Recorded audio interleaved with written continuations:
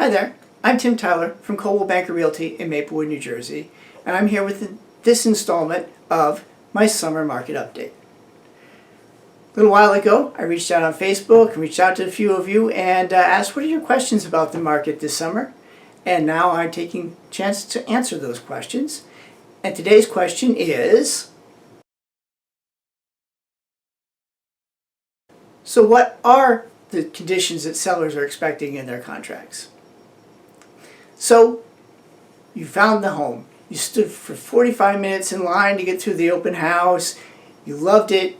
You called me up. You said, we want to make an offer. We wrote up the contract. We sent it in. And you've been sitting at home anxiously waiting. And you get this email or this call back from me. Well, the sellers have decided to hold the highest and best by Tuesday at noon. And you're thinking, here we go again. And then I say, and here are the seller's conditions for the contract. Wait, what? I mean, already they've got a sale price and they're wanting more? Well, yes, in this market, that is the case. When you have a multiple offer, it is not uncommon for sellers to come out and say, we want, in addition to our price, we want X, Y, and Z. Well, what are those X, Y's, and Z's? Well, here are some common ones that you will come across. Earnest money deposit. They will want this earnest money deposit as quickly as possible. During the attorney review, sometimes even at the very beginning of attorney review. What is this about? Well, basically they want to see that you're ready to transact. You've got your money and all your other ducks in a row and you're ready to move quickly, so they want you to be able to put up that money right up front. Waiving appraisals. This is a not uncommon one in this time frame, and I'm going to go into a little bit more detail of this in my next installment of the video. Also, waiving or eliminating inspections. Another very common request of sellers in a market like this. Again, I'll be talking about that in my next installment of this series. Closing date. Here, this can go one of two ways.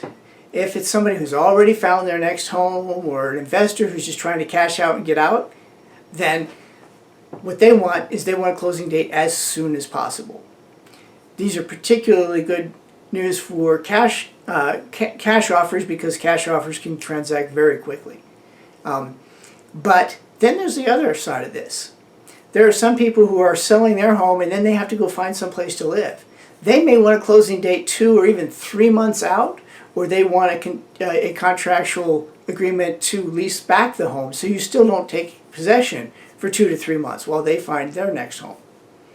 So this is one where you really have to dig in and ask what the issues are. And finally, financing. There will be some people who will say, hey, cash only. We are only looking for cash offers. There are those who say no FHA. Why? Because FHA has much more stringent requirements in the condition of the property.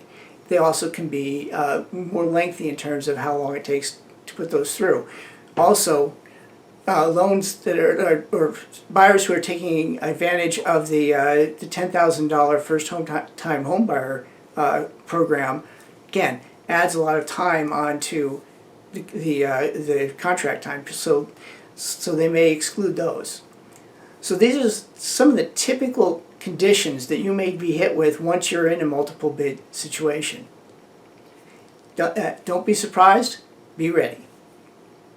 I'm Tim Tyler from Coldwell Banker Realty. Have a great day and stay tuned for my next installment.